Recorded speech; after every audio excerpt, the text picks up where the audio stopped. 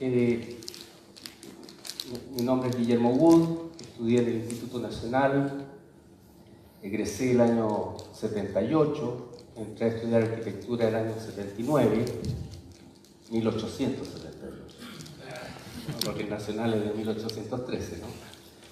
Y bueno, las cosas de la vida me llevaron hoy día a tener que poner un poco una voz, una nota con respecto a la forma de la Tierra, ¿sí?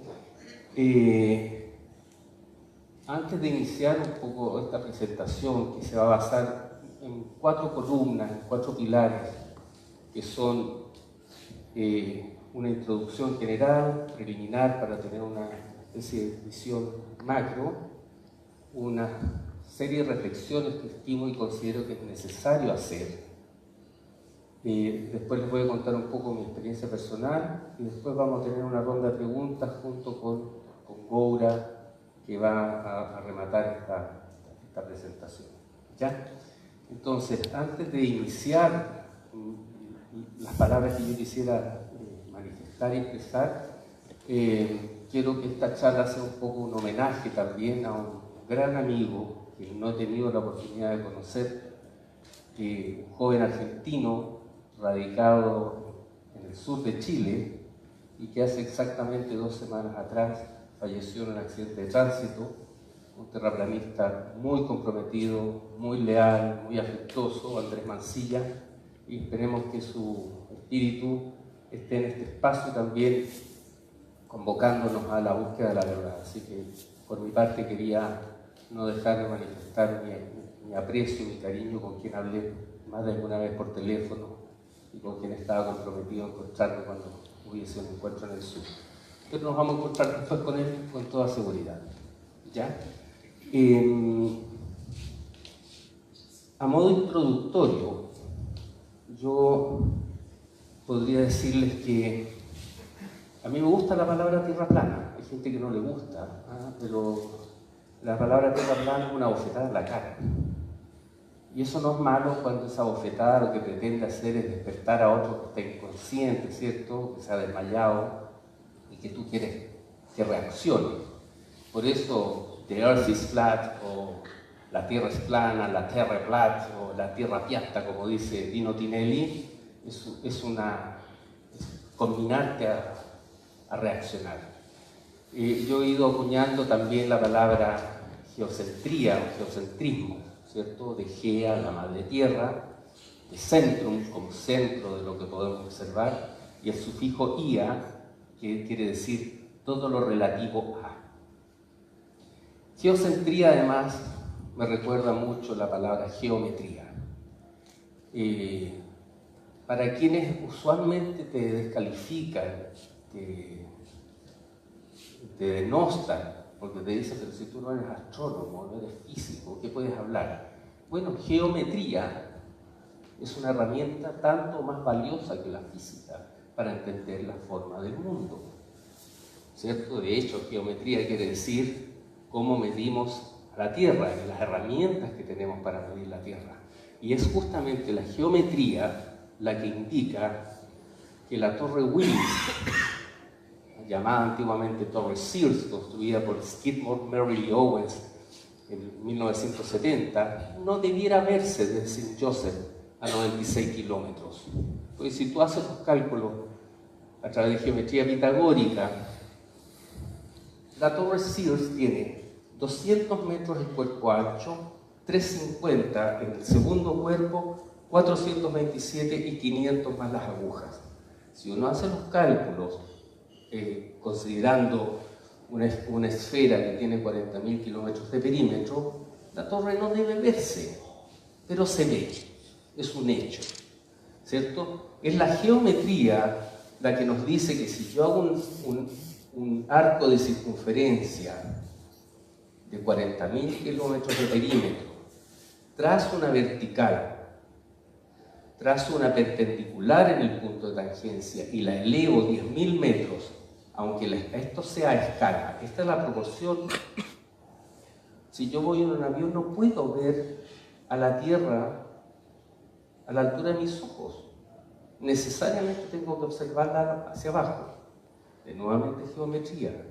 Es la geometría la que indica que si Polaris tiene un bucle de 9 segundos de arco, mientras más lejos esté Polaris, más notorio va a ser la separación que exista, porque el recorrido del sector circular va a ir aumentando.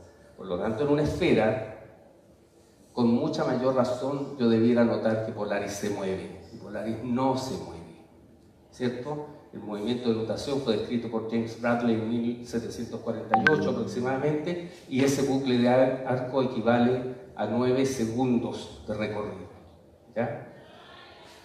Y en la geometría, nuevamente, a través de lo que se denomina geometría proyectiva, geometría descriptiva, la que explica el fenómeno de la perspectiva. Si la perspectiva es un fenómeno de nuestra realidad que no tiene una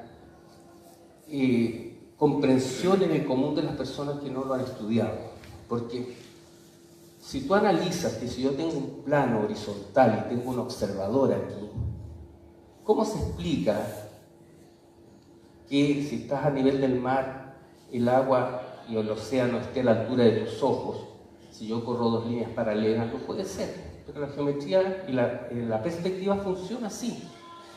El agua no va ascendiendo, ¿no es cierto?, hasta la altura de mis ojos, pero así se observa. Entonces, tú no puedes de algún modo descalificar otras áreas y otras herramientas a partir de que tú eres físico pero no eres geómetra, o viceversa. Por lo tanto, las herramientas son válidas, la óptica, la física, la geometría, etcétera, son necesarias para ir entendiendo, a mi modo de ver, la forma de... hablar de tierra plana entre terraplanistas, yo diría que equivale a atravesar un campo sembrado de flores, una tarde cálida de primavera. Hablar de terraplanismo entre heliocentristas equivale a atravesar quizás un campo sembrado de minas una noche tormentosa de invierno, porque detrás del teclado puede haber mucha agresividad, ¿cierto? De hecho, para mí es mucho más interesante lo segundo, porque lo segundo invita a que podamos establecer un diálogo, una dialéctica. Mirarse a los ojos es distinto a estar oculto detrás del teclado. Así que me gustaría saber si aquí hay algunas personas que todavía creen que la Tierra es redonda. ¿Alguien de acá es heliocentrista? ¿Ah? ¿Hay algún chico rudo que quiso venir verdaderamente? ¿Ah? Para hablar de la forma de la Tierra hay que ser precisos también. Yo, si hilo fino, diría que la Tierra es redonda, pero no es esférica. Y los medios de comunicación insisten en descalificar el modelo terraplanista porque no creemos en la redondez de la Tierra. El uso del lenguaje debe ser quirúrgico, lo más preciso posible. La Tierra para nosotros, los terraplanistas, sería redonda, pero no es esférica, porque son dos cosas diferentes, ¿ya? Entonces tenemos que tener una precisión sobre el lenguaje. Entonces, pensando en las personas que creen que la Tierra es redonda o es esférica, yo les invitaría a hacerles dos preguntas para empezar. Pero esa pregunta no quiero que me la respondan a mí o a ningún terraplanista, quiero que se la respondan a sí mismos. Como hoy día estamos interconectados por las redes, desde España, seguramente algunos amigos de España que no me quieren mucho, por no decir me odian, esperemos que no sea así, les va a llegar igual esta pregunta. Entonces yo les diría a ellos que no me respondan a mí, ni a ningún terraplanista, se respondan a sí mismos. Pero si te hacen una respuesta a ti, sé honesto contigo, lo más que puedas, por lo menos. Entonces la pregunta que yo le haría a cualquier persona que sigue creyendo que la Tierra es redonda, esférica, para ser preciso, sería la siguiente. ¿Cuál es tu propia, íntima y personal constatación que la Tierra gira y se traslada alrededor del Sol? ¿Y cómo podrías demostrarlo? ¿Ok? ¿Cuál es tu propia, íntima y personal constatación de que la Tierra gira sobre sí misma y se traslada alrededor del Sol. ¿Ya? Segunda pregunta. ¿Cuál es tu propia, íntima y personal constatación de que la Tierra es una esfera situada en el vacío espacial?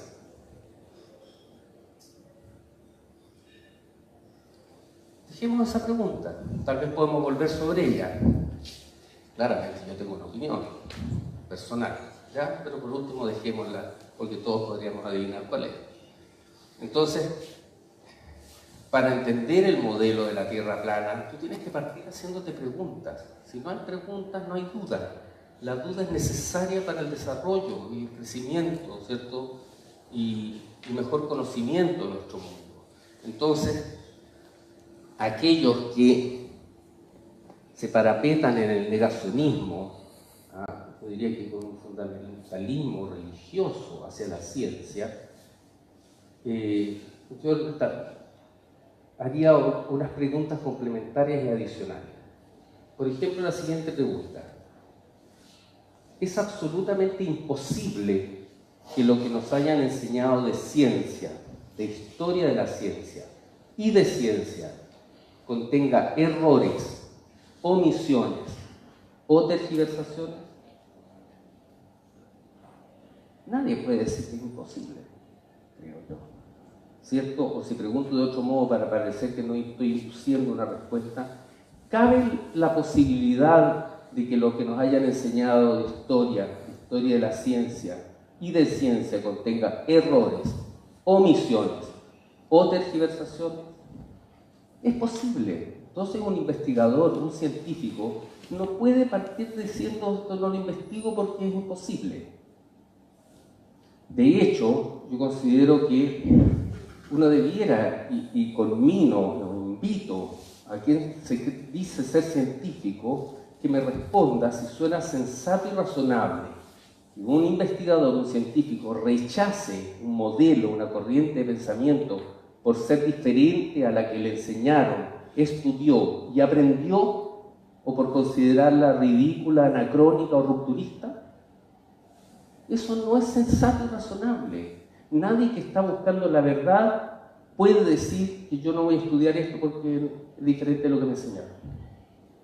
Entonces, para entrar un poco en el mundo de la Tierra plana, lo primero que uno necesita hacer es realizar ciertas reflexiones.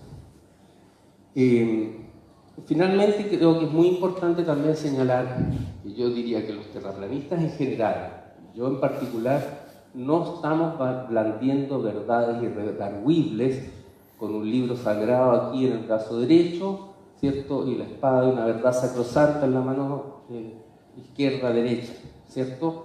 Es decir, estamos simplemente cuestionando el modelo a la luz, a la razón y a las herramientas que tenemos hoy y que no teníamos hace 50, 100 o 200 años, como son equipos tecnológicos, como son una mejor óptica, como son redes de comunicación, una serie de herramientas que no teníamos, y que hoy día nos dicen que hay cosas que no calzan. Entonces, yo creo que cuando hablamos de Tierra plana, partamos por esos elementos, es decir, cuestionar el modelo a la razón y a la luz de las instancias que hoy día tenemos y que antes no teníamos.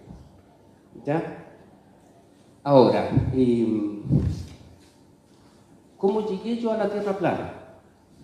Bueno, nada es casual, en realidad las cosas suceden por causalidad. Pero cuando a mí me aparece por primera vez una sugerencia de investigar la Tierra plana, algunos tal vez ya lo habrán escuchado, uno puede partir y abordarlo de distintos modos. La primera es la negación y la descalificación per se. Es decir, no, esto es imposible, cierra la puerta, da un portazo y no hay nada más que hablar. Podrías tener un poco de curiosidad, decir, bueno, o asombro. Y la tercera es respeto, es anhelo por tratar de entender al otro. A mí me impresiona que la gente no tenga ni siquiera muchas veces la inquietud de decir, bueno, si esta persona dice algo que parece tan bizarro o descabellado, no debiera yo a lo menos tener la disposición de escucharlo. Entonces la primera es: ¿quién es el imbécil que puede decir que la Tierra es plana? La segunda es: ¿habrá alguien que hoy día diga que la Tierra es plana? Y la tercera es: ¿existirán razonamientos sensatos como para que yo pueda, o para que alguien pueda decir que la Tierra es plana? Bueno, eso es lo que a mí me invitó. Y la verdad es que, como estas cosas son tan llenas de anécdotas, yo he dicho que ni siquiera alcancé a defender el mundo esférico. O sea, me pusieron un cornete bien puesto. El video que he comentado alguna vez, que es el video de Dave Murphy, que te deja lleno de vacíos, ¿cierto? Entonces ahí se produce el fenómeno de lo que yo he llamado concatenación, ¿cierto? Por un lado, de imágenes y de conceptos, y lo que después he llamado un proceso deconstructivo, que se produce acá cuando empiezas a entender, de algún modo, el fenómeno que estás empezando a observar con otros ojos. Entonces, esa concatenación tiene relación con imágenes. Yo, cuando me ha tocado hablar un poco de la Tierra plana, que son escasas veces, he usado más las herramientas con las que me siento más cómodo, como es la mano alzada, la pizarra, qué sé yo, pero hoy día aproveché de traer un par de videos porque también las imágenes son importantes, son muy concisas, son súper breves y que apuntan un poco al proceso deconstructivo, es decir, entender que necesitas deconstruir y volver a construir, desarmar un concepto que tienes en tu cabeza para transformarlo en otro. Como dice Alvin Toffler, ¿no? Es decir, el hombre del futuro no es una persona que tiene que ser necesariamente alguien que sea capaz de desaprender, aprender y reaprender. Y eso es lo que está pasando, de algún modo. Entonces, Fernandito, si podemos mostrar uno de esos videos que apuntan simplemente a construir las imágenes que van diciendo: aquí hay cosas que no calzan con lo que nos enseñaron. Solo eso. ¿Podemos repetirla, Fernando, por favor? Para los escépticos, digamos, ¿qué explicación tiene eso? Como dijo mi querido amigo Edgar Quevedo hace unos días atrás, no puedo seguir mintiéndome.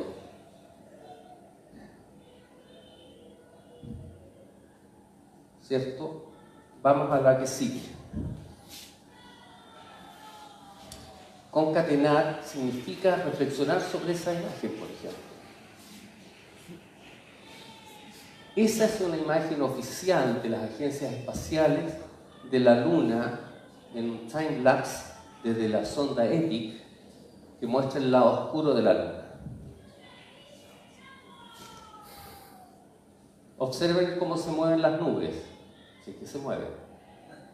Pueden fijar la vista en una, pueden buscarla en internet y van a darse cuenta que las nubes son fijas. Esa que va en el centro, esa es una cantidad de horas, ¿cierto?, en que la Luna ha hecho esa trayectoria y que por lo tanto las nubes tendrían que moverse. Además, que si podemos repetirlo, la verdad es que la Luna no está rotando en torno a la Tierra. Esa imagen para mí es obscena, es casi de mal gusto y es una burla a todos nosotros. ¿A alguien le parece que eso puede ser realmente una imagen real del espacio exterior? Yo por lo menos no lo pienso así. La que sigue, Fernando, por favor. No sé si alguien conocía esa imagen, ¿la habían visto?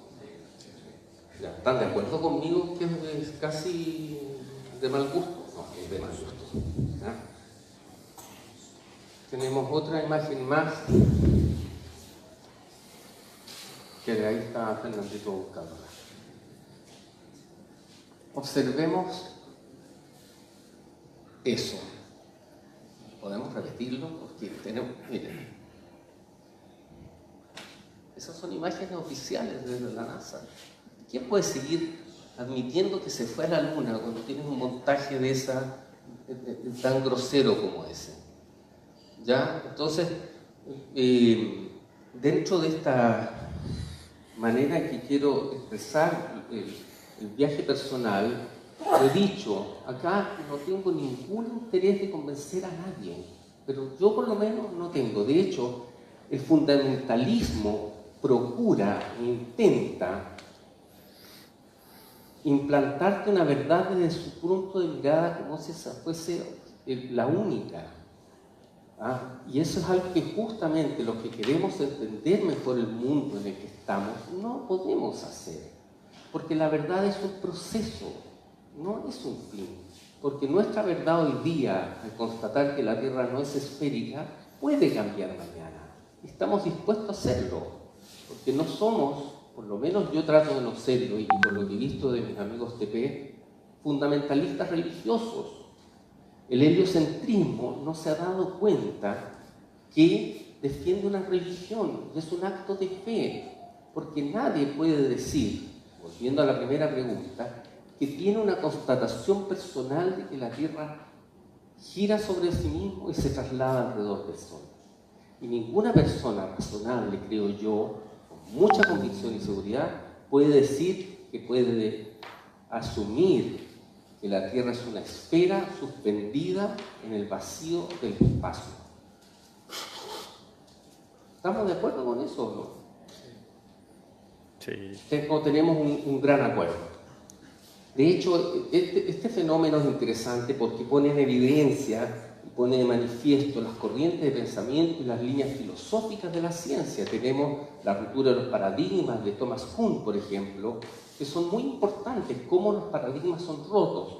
Los paradigmas son la constatación y la comprensión del mundo de acuerdo a un instante de tiempo dado, pero también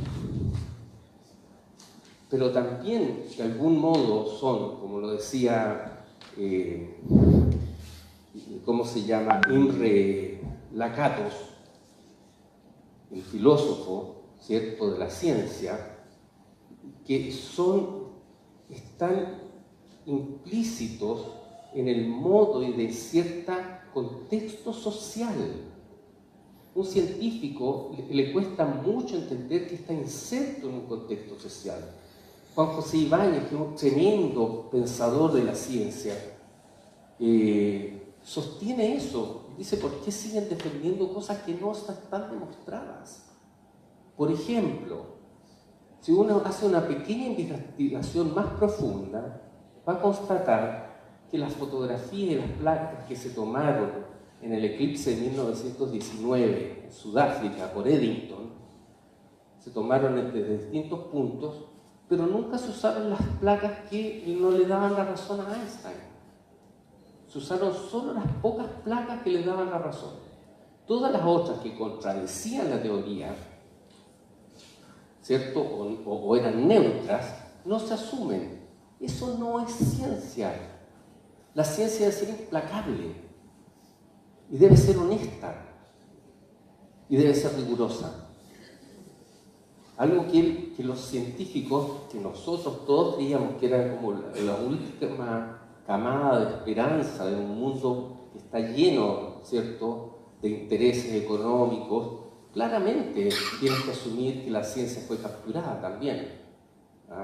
De hecho, si uno recuerda, por ejemplo, el escándalo de Scone, ¿cierto?, el físico de la Bells, que falsificó 60 experimentos, fue candidato al Nobel, porque había una premura por publica breve y pasarás a la historia. Es decir, la ciencia capturada nuevamente por la economía, tienes que publicar rápido, a menudo, cualquier cosa da lo mismo. Lo importante es que puedas de alguna manera ratificar tu línea de pensamiento. Entonces eso no es ciencia, y eso es lo que estamos tratando de evitar, a que hagamos un ejercicio más riguroso, más aquilatado, más sereno, con la cabeza templada, ¿ya? De modo que estas cosas que estamos viendo nos hagan razonar. Y con respecto a las imágenes, tal vez Fernandito podríamos mostrar la que sigue.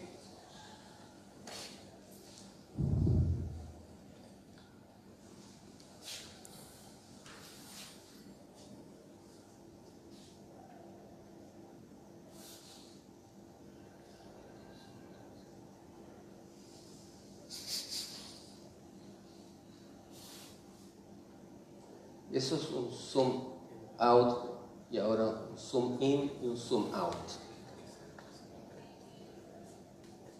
¿Puede la ciencia seguir defendiendo que el barquito se pierde por la curvatura?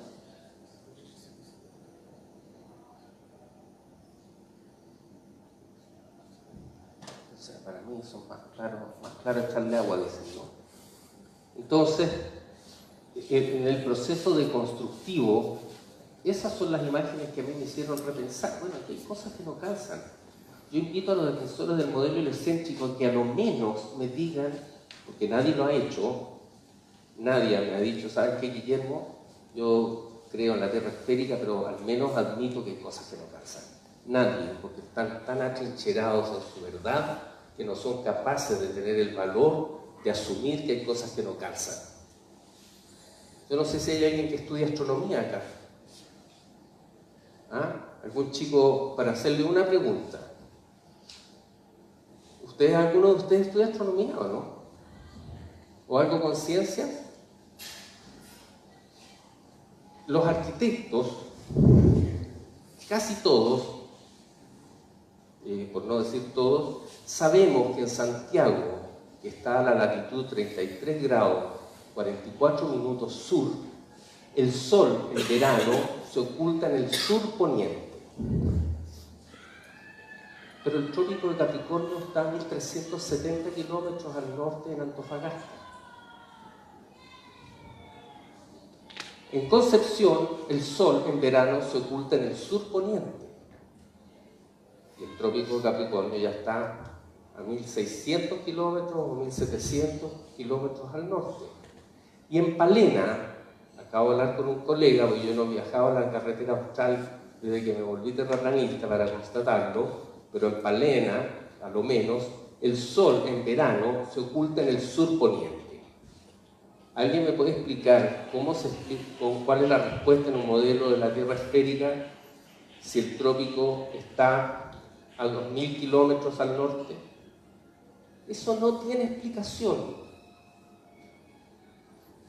Pero insistimos en defender un modelo que está lleno de fisuras. Entonces, como espero que esta presentación vaya apuntando a lo que me interesa a mí, que es simplemente poner a las personas a reflexionar sobre las cosas que no calzan para que tratemos todos de entenderlas mejor, algún día tal vez reciba alguna respuesta de alguien que me diga, ¿sabes qué, Guillermo? Yo todavía pienso que la Tierra es esférica, pero efectivamente hay cosas que no calzan. Entonces, para terminar un poco con lo que es imágenes, como corolario de esta etapa, podríamos poner unos pocos, que es un video como de 1 minuto, ¿no? Creo que dura, o 3, para quienes todavía creen en lo que nos contaron. That's not an 8-year.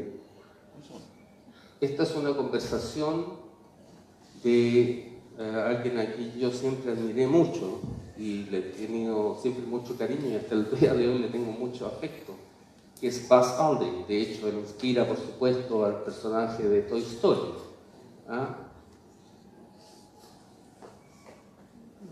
Aquí está en una entrevista con una chica que le hace una pregunta. Why has nobody been to the moon in such a long time? That's not an 8-year-old's question. That's my question. I want to know, but I think I know. Because we didn't go there, and that's the way it happened. And if it didn't happen, it's nice to know why it didn't happen, so in the future, if we want to keep doing something, we need to know why something stopped in the past that we wanted to keep it going.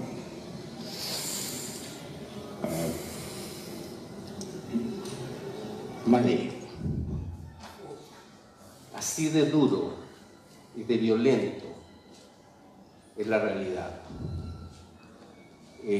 Voy a citar, para terminar tal vez, a Miguel Ángel Ortiz, brillante TP, muy cercano a nosotros, que pronto va a estar dando charlas también. Él me dijo hace unos meses atrás, cuando finalmente, después de investigar, estudiar, reflexionar, analizar, concluir y aceptar que la Tierra es plana, en ese momento verdaderamente pierdes la inocencia. Y esa es la verdad de la Tierra plana, que hemos perdido la inocencia. Así que bueno, con esas palabras, invitándolos a hacer un viaje personal, a cada uno de ustedes, a cada ser humano que realice su propia búsqueda de la verdad. El filósofo alemán Ephraim Lessing, Gotthold Ephraim Lessing, dice que la valía de un ser humano no está dada por la verdad que posee o cree poseer, sino por la motivación profunda y prístina en tratar de alcanzarla. Quiero terminar con esas frases que invitan más a la reflexión, al análisis y no al hecho de, como dije en un minuto, estamos blandiendo una verdad que no puede ser cuestionada. Así que quiero agradecer a todos de haberme escuchado estos minutos y a que cada uno pueda seguir haciendo su propio viaje y su propia búsqueda de la verdad. Muchas gracias a todos.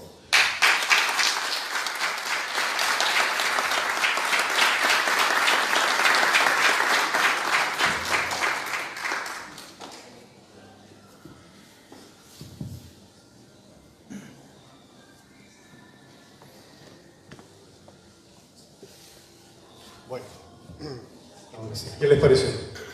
Vamos a invitar a los exponentes para que empecemos ahora con... Ah, no, tenemos una pequeña sorpresa. Vamos a invitar a Goura para que nos dé una pequeña charla.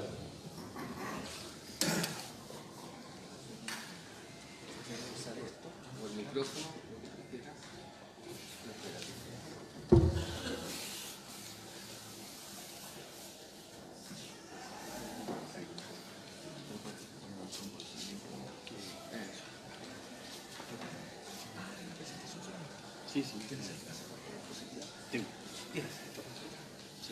Goura viene desde los...